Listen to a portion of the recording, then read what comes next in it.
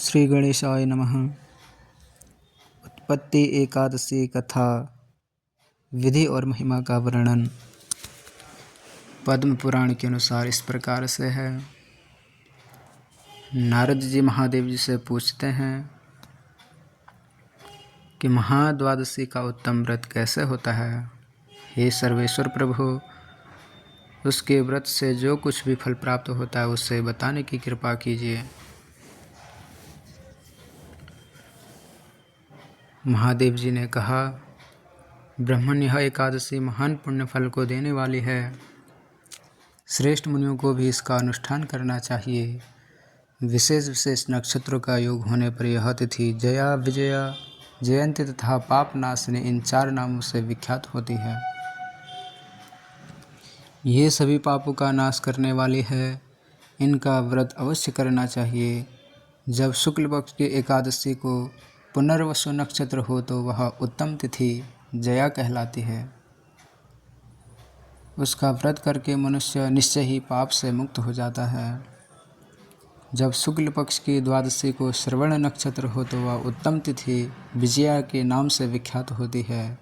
इसमें किया हुआ दान और ब्राह्मण भोजन सहस्र गुना फल देने वाला है तथा होम और उपवास तो सहस्र गुने से भी अधिक फल देता है। जब शुक्ल पक्ष की द्वादशी को रोहिणी नक्षत्र हो तो वह तिथि जयंती कहलाती है। वह सब पापों को हरने वाली है तथा उस तिथि को पूजित होने पर भगवान गोविंद निश्चय ही मनुष्य के सब पापों को धो डालते हैं। जब कभी शुक्ल पक्ष की द्वादशी को पुष्य नक्षत्र हो तो वह महापुण्यमयी पापनाशनी तिथि कहलाती है। जो 1 वर्ष तक प्रतिदिन 1 प्रस्थ तिल दान करता है तथा जो केवल पापनाशनी एकादशी को उपवास करता है, उन दोनों का पुण्य समान होता है। उस तिथि को तो पूजित होने पर संसार के स्वामी सर्वेश्वर श्री हरि संतुष्ट होते हैं तथा प्रत्यक्ष दर्शन भी देते हैं। उस दिन प्रत्येक पुण्य कर्म का अनंत फल माना गया है। सगर नंदन, ककुत्स, नहुस तथा राजा गाध ने उस तिथि को भगवान की आराधना की थी, जिससे भगवान ने इस पृथ्वी पर उन्हें सब कुछ दिया था। इस तिथि के सेवन से मनुष्य 7 जन्मों के कायिक, वाचिक और मानसिक पाप से मुक्त हो जाता है। इसमें तनिक भी संदेह नहीं है। पुष्य नक्षत्र से युक्त एकमात्र पापनाशनी एकादशी का व्रत करके मनुष्य 1000 एकादशियों के व्रत का फल प्राप्त कर लेता है। उस दिन स्नान, दान, जप, होम, स्वाध्याय और देव पूजा आदि जो कुछ भी किया जाता है उसका अक्षय फल माना गया है। इसलिए प्रयत्नपूर्वक इसका व्रत करना चाहिए। जिस समय धर्मात्मा राजा युधिष्ठिर पंचम अश्वमेध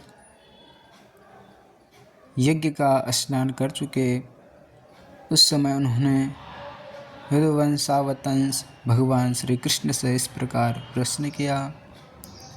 युधिष्ठिर बोले, प्रभु, नक्त व्रत तथा एक भुक्त व्रत का पुण्य एवं फल क्या है? जनार्दन, यह सब मुझे बताइए। श्री भगवान ने कहा, कुंती नंदन, हेमंत ऋतु में जब परम कल्याणमय मार्गशीर्ष मास आए तब उसके कृष्ण पक्ष की द्वादशी तिथि को उपवास व्रत करना चाहिए।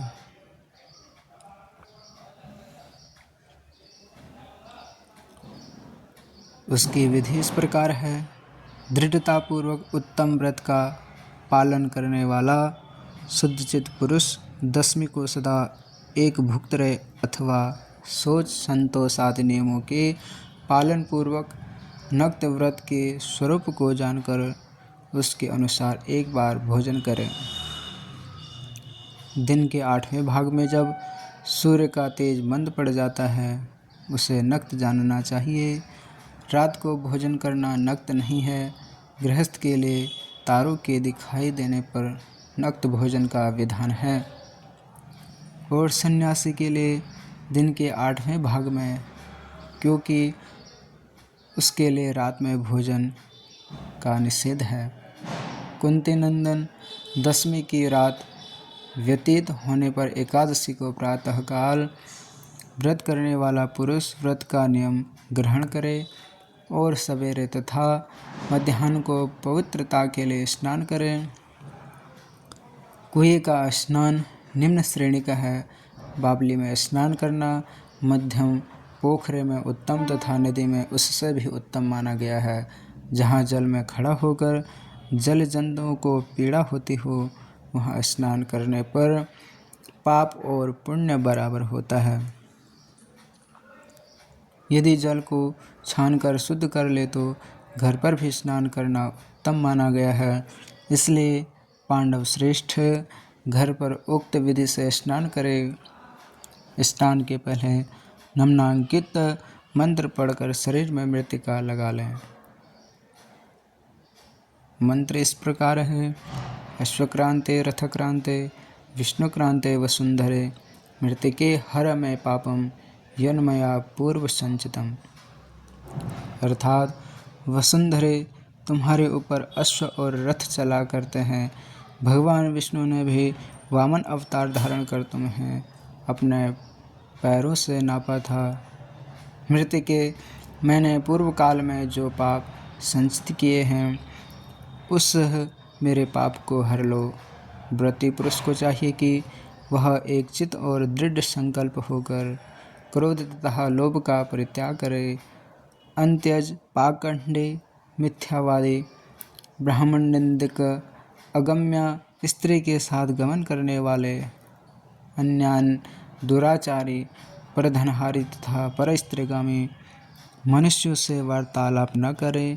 भगवान केशव की पूजा करके उन्हें नैवेद्य भोग लगाए। घर में भक्ति युक्त मन से दीपक जलाकर रखे। पार्थ, उस दिन निद्रा और मैथुन का परित्याग करे। धर्मशास्त्र से मनोरंजन करते हुए संपूर्ण दिन व्यतीत करे। नृपश्रेष्ठ, भक्ति युक्त होकर रात्रि में जागरण करे। ब्राह्मणों को दक्षिणा दे और प्रणाम करके उनसे त्रुटियों के लिए क्षमा मांगे। जैसे कृष्ण पक्ष की एकादशी है वैसे ही शुक्ल पक्ष की भी है। इसी विधि से उसका भी व्रत करना चाहिए। आगे कहते हैं, पार्थ, द्विज को उचित है कि वह शुक्ल और कृष्ण पक्ष की एकादशी के व्रती लोगों में भेद बुद्धि न उत्पन्न करें। शंखोधार तीर्थ में स्नान करके भगवान गदाधर का दर्शन करने से जो पुण्य होता है तथा संक्रांति के अवसर पर 4 लाख का दान देकर जो पुण्य प्राप्त किया जाता है वह सब एकादशी व्रत की 16वीं कला के बराबर भी नहीं है। प्रभास क्षेत्र में चंद्रमा और सूर्य के ग्रहण के अवसर पर स्नान दान से जो पुण्य होता है वह निश्चय ही एकादशी को उपवास करने वाले मनुष्य को मिल जाता है। केदार क्षेत्र में जल पीने से पुनर्जन्म नहीं होता। एकादशी का भी ऐसा ही महात्म्य है। यह भी गर्भवासक निवारण करने वाले है। पृथ्वी पर अश्वमेघ यज्ञ का जो फल होता है उससे 100 गुना अधिक फल एकादशी व्रत करने वाले को मिलता है। जिसके घर में तपस्वी एवं श्रेष्ठ ब्राह्मण भोजन करते हैं उसको जिस फल की प्राप्ति होती है वह एकादशी व्रत करने वाले को भी अवश्य मिलता है। वेदांगों के पारगामी विद्वान ब्राह्मण को सहस्त्र गोदान करने से जो पुण्य होता है उससे 100 गुना पुण्य एकादशी व्रत करने वाले को प्राप्त होता है।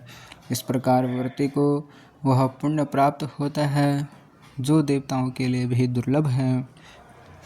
रात को भोजन कर लेने पर उससे आधा पुण्य प्राप्त होता है तथा दिन में एक बार भोजन करने से देहधारियों को नक्त भोजन का आधा फल मिलता है।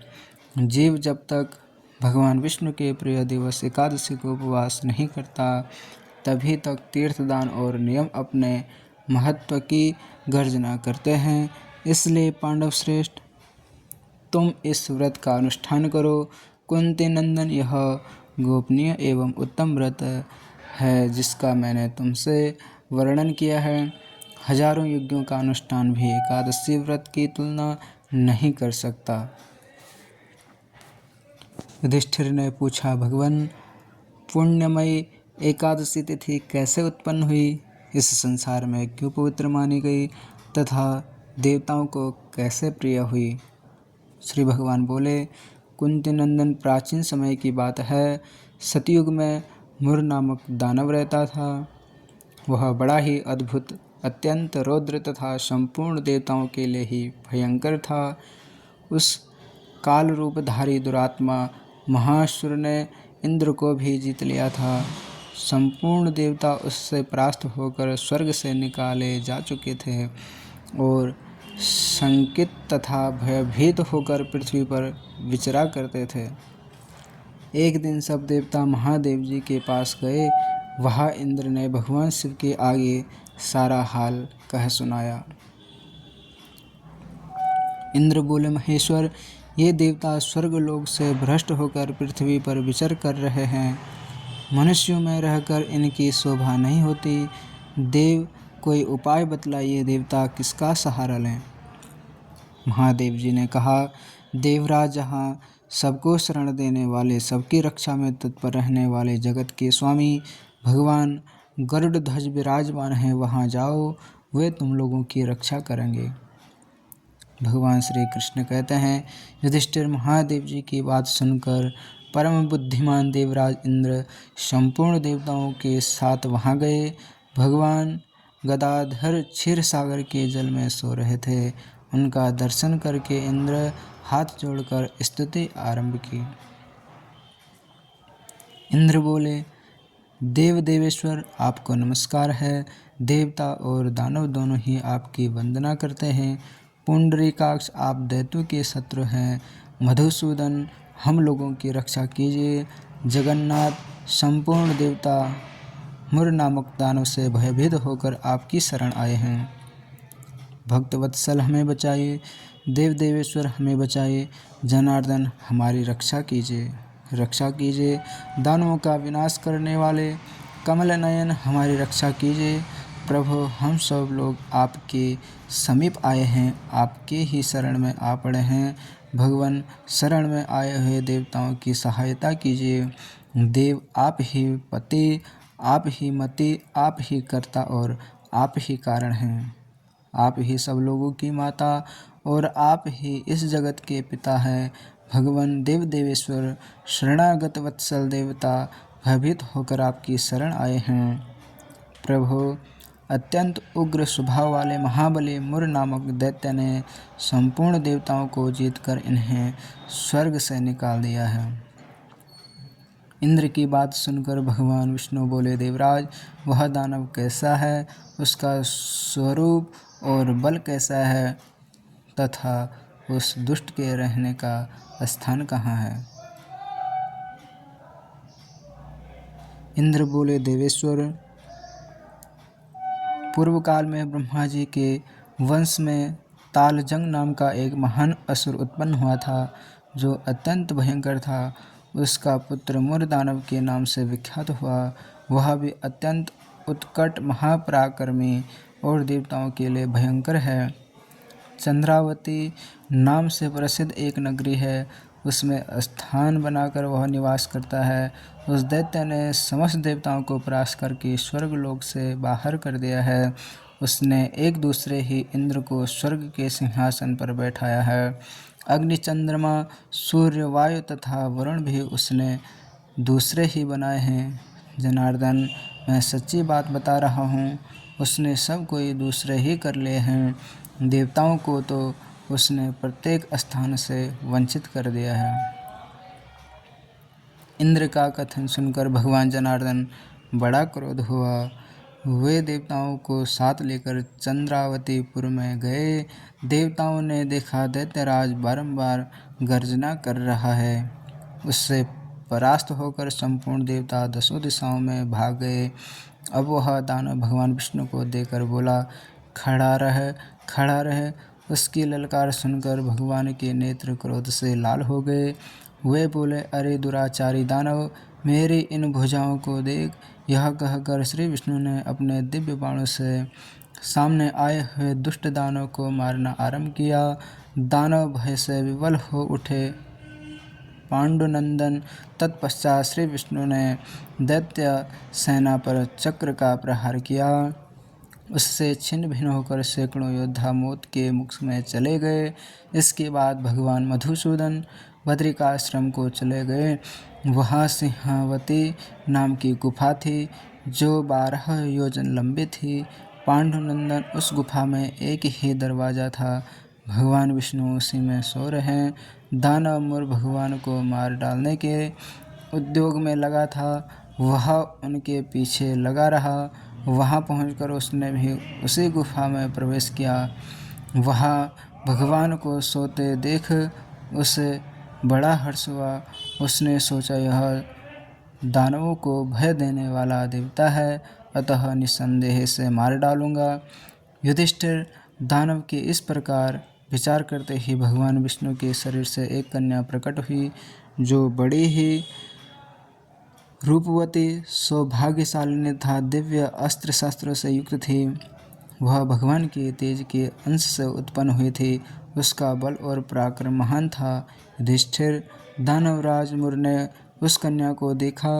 कन्या ने युद्ध का विचार करके दानव के साथ युद्ध के लिए याचना की। युद्ध छिड़ गया। कन्या सब प्रकार की युद्ध कला में निपुण थी। वह मुर नामक महान असुर उसके हुंकार मात्र से राख का ढेर हो गया। दानव के मारे जाने पर भगवान जाग उठे। उन्होंने दानव को धरती पर पड़ा देख पूछा, मेरा यह शत्रु अत्यंत उग्र और भयंकर था, किसने इसका वध किया है? कन्या बोली, स्वामिन, आपके ही प्रसाद से मैंने इस महादैत्य का वध किया है। श्री भगवान ने कहा, कल्याणी, तुम्हारे इस कर्म से तीनों लोकों के मुनि और देवता आनंदित हुए हैं। अतः तुम्हारे मन में जैसी रुचि हो उसके अनुसार मुझसे कोई वर मांगो। देव दुर्लभ होने पर भी वह वर मैं तुम्हें दूंगा, इसमें तनिक भी संदेह नहीं है। वह कन्या साक्षात एकादशी ही थी। उसने कहा, प्रभु, यदि आप प्रसन्न हो तो मैं आपकी कृपा से सब तीर्थों में प्रधान, समस्त विघ्नों का नाश करने वाली तथा सब प्रकार की सिद्धि देने वाली देवी हूँ। जनार्दन, जो लोग आप में भक्ति रखते हुए मेरे दिन को उपवास करेंगे उन्हें सब प्रकार की सिद्धि प्राप्त हो। माधव, जो लोग उपवास नक्त अथवा एक भुक्त करके मेरे व्रत का पालन करें उन्हें आप धन, धर्म और मोक्ष प्रदान कीजिए। श्री विष्णु बोले, कल्याणी, तुम जो कुछ कहती हो वह सब पूर्ण होगा। भगवान श्री कृष्ण कहते हैं, युधिष्ठिर, ऐसा वर पाकर महाव्रता एकादशी बहुत प्रसन्न हुई। दोनों पक्ष की एकादशी समान रूप से कल्याण करने वाली है। इसमें शुक्ल और कृष्ण का भेद नहीं करना चाहिए।